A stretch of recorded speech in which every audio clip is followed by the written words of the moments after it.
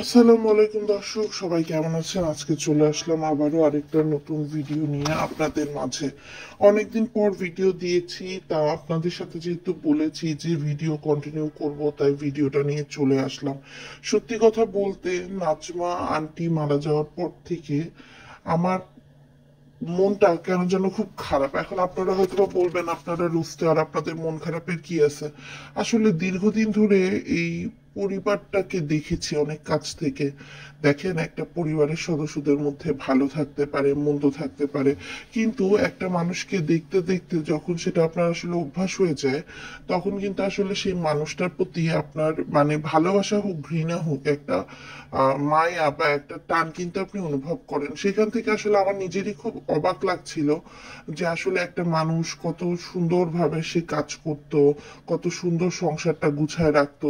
এবং আমি যতবারই মানে শুনলাম যে হচ্ছে উনি আসলে সবকিছুই করে গেছে, এই যে আহ, বাপ্পি তিশা তাদের বুঝ তানকে পর্যন্ত তারা রেখে যেত, মরিয়মের সাথে যাতে তান ফুষ্টি নষ্টি না করতে পারে এই জন্য কিন্তু তানকে তারা গ্রামে নিয়ে যেত না। কিন্তু এরপরও এই তানকে রেখে টেক কেয়ার করতো কে? একমাত্র তার দাদি। তার দাদি কিন্তু তানের একদম শেষ দিন পর্যন্ত আসলে খেয়াল রেখেছে। ইভেন সে যখন নিশির সাথে কথা বলছিল, তখন সে নিশিকে বলেছে যে আমি তানের জন্য নুডলস রান্না করেছি, এখন দেবো। এখন আপনারা তো জানেন যে তানের কিন্তু ফুড ফরমায়েশের শেষ নাই। ও উঠতি বয়সী একটা ছেলে, ও এই খাবে সেই খাবে। এবং নাজমা বেগমের যে বুকে ব্যথা, এই বুকে ব্যথাটা কিন্তু 10টার দিক থেকে শুরু হয়েছিল। রাত 10টার দিক থেকে শুরু হওয়ার পরেও তেমন আমলে কিন্তু নেওয়া হয়নি। ইভেন তার বাপকে যখন জানাইছে, তখন তো ধরেন বাপ্পি তার ফুর্তিতে ব্যস্ত, আকিকার মাংস খাবে, আকিকার এই করবে ওই করবে। শ্বশুর বাড়ি গেলেই তো শালাশালিদের ধাক্কায় বাপ্পির মাথা ঠিক থাকে না, তখন সে একটা অন্যরকম পার্টি করা থেকে মানে একেবারে ওইটার মধ্যে ইনভলভ হয়ে যায়, মানে ওটাতেই ব্যস্ত থাকে, যে তার কোনো হুঁশ থাকে না। সেক্ষেত্রে আমরা যত জায়গায় শুনেছি, এটাই আমরা বুঝতে পেরেছি এবং জেনেছি যে নাজমা আন্টি, সেই নাজমা আন্টি কিন্তু আসলে বুকে যেহেতু সে হার্টের রোগী ছিল, আমরা এর আগে দেখেছিলাম যে আপনার রাজশাহী আপনার একটা হসপিটালে বাপ্পি নিয়ে গেছিল। এরপরও কিন্তু বিভিন্ন সময় আমি দেখেছি যে তার মা অসুস্থ, কিন্তু বাপ্পি এগুলো কোনো কেয়ারই করে না। যার মা এরকম অসুস্থ, যে ছেলে প্রকৃত তার মাকে ভালোবাসবে, তার তো উচিত ছিল ঢাকায় এনে তার মাকে একটা ভালো ট্রিটমেন্ট করা। তার বউয়ের ওই বালের থাইরয়েড নিয়ে সে তো কম মাতামাতি করে নাই বলেন। তার বউয়ের অসুখ হলে সে আসে, তার শ্বশুরের হাত ভাঙলে সে আসে, শাশুড়ির এই হলে আসে, শালিম মিমের এই হলে আসে, সবকিছুতেই সে তার দায়িত্ব দেখাইছে। একমাত্র দায়িত্ব দেখায়নি কোথায়? তার মাকে। তার মা যখন এত বছর থাকার পরে সে যখন হচ্ছে মালয়েশিয়া থেকে আসছে, তখন সে তাকে বাবুর দায়িত্বে ছেড়ে দিছে। বাবু তাকে এয়ারপোর্ট থেকে এনে তাকে ট্রেনে একা উঠাই দিছে। ইভেন তানজিলা কুষ্টিয়াতে নেমে গেছে, তার মা একা একা নামছে। এবার যখন নিশি গেছে বিদেশে, তখন সে একবারও ভাই হিসেবে মনে করেনি যে আমার যাওয়া উচিত। নিজে কিন্তু শ্বশুর বাড়ি যাক, বিয়ের বাড়ি যাক, গাড়ি করে যাতায়াত করে, কিন্তু সে কিন্তু সেই গাড়িটা পর্যন্ত নাজমা বেগমকে অ্যালাউ করেনি। যে কারণে এই যে ঢাকায় এসে নিশি যখন নিশিকে নামাতে আসছে, তারপরে কিন্তু বাসে করে তার মা ফেরত গেছে। আবার দেখেন, এই মানুষটা কিন্তু আসলে যেমনই হোক, মানে সে যখন দেখছে যে তিশা শয়তানি করে জিনিসপত্র আনে নাই, সে মালয়েশিয়া থেকে একা কিন্তু জিনিসপত্র টেনে নিয়ে আসছে। একটা ছোট পেন্সিল, ইরেজার থেকে শুরু করে সবকিছু সে নিয়ে আসছে। এরপরও কিন্তু তাকে বারবার উত্তর দিতে হয়েছে বাপ্পির কাছে যে এটা কার জন্য নিয়ে আসছে। ইভেন লাস্ট যখন তার মেয়ে তার জন্য জিনিস নিয়ে আসছে, বাপ্পির নজর সেটার উপরও। আর তিশার তো নজর সবসময় তার শাশুড়ির সোনাদানার উপরে ছিলই, যে সে জানতোই যে তার ননদকে পাস করার আগে তার হাতাতে হবে। আপনারা হয়তো বা অনেকে চিন্তা করতেছেন যে তিশা, তানজিলা, মিম এরা কেন ভিডিও দিচ্ছে না, কিংবা খুকি বা শাহিন যতটুকু ভিডিও ধরছে ততটুকু শুধু নিস্তালারই কেন ধরছে। আসলে দোতলায় তো এসব হিসাব নিকাশ চলছে দর্শক।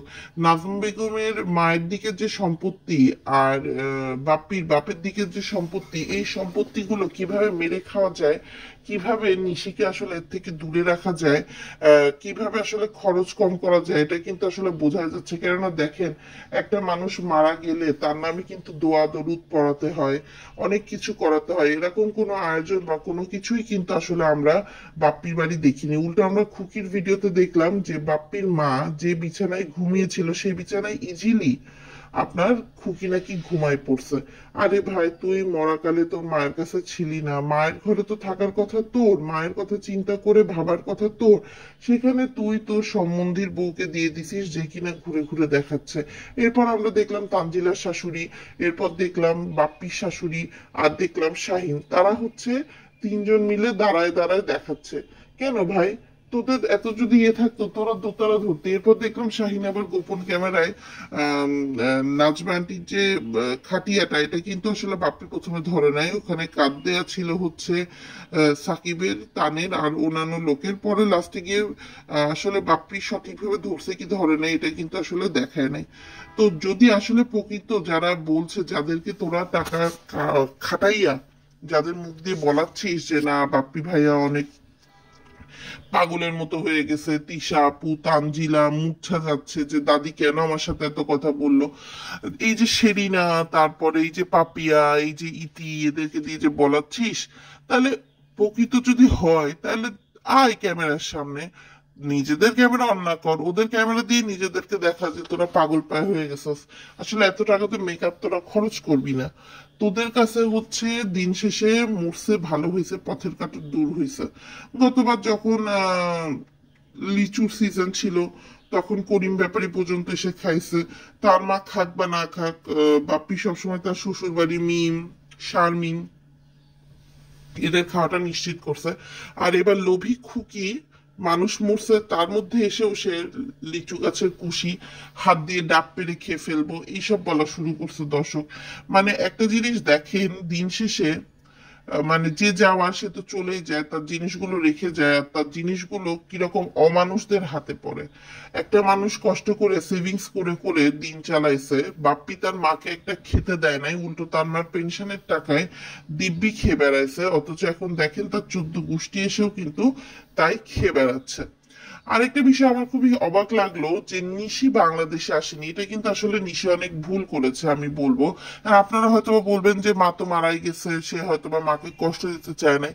দেখেন দর্শক, তার মা তো চলে গেছে ঠিক আছে, কিন্তু এই সময়টা নিশি বাংলাদেশে আসা উচিত ছিল। বাংলাদেশে এসে তার বুঝে নেওয়া উচিত ছিল আসলে তার মার যে জিনিসগুলো তার জন্য রেখে গিয়েছে, তার মার জন্য দোয়া করা, তার মার কবরে জিয়ারত করা বা যে কোনো কিছু, এগুলো তো আসলে নর্মাল ব্যাপার। এখন এত টাকার টিকিট দিবে না, এখন একটা ফেস্টিভ সিজন, এই জন্য যদি সে এটা করে থাকে, এটা তো আলাদা হিসাব, তাই না? তো নিশেও কিন্তু শেষে এসে তার রং দেখায় দিয়েছে যে প্রকৃত যে মা প্রকৃত মানে যে মেয়ে প্রকৃত তার মাকে ভালোবাসবে, সে কিন্তু ঠিকই ছুটে আসতো, সে কিন্তু টিকিটের পরোয়া করতো না। ওই দিন সকালে টিকিট পায় নাই, বিকালে আসতো, বিকালে পারতো না পরে আসতো, সে কিন্তু আসতো। সে চাইতো যে সেই ভিটে বাড়িতে যাওয়ার, যেখানে তার মা শেষ ছিল, সেই জায়গাটাকে উপলব্ধি করতে চাইতো। তো যাই হোক দর্শক, আজকের ভিডিওটা আসলে অনেক বেশি বড় হয়ে যাচ্ছে।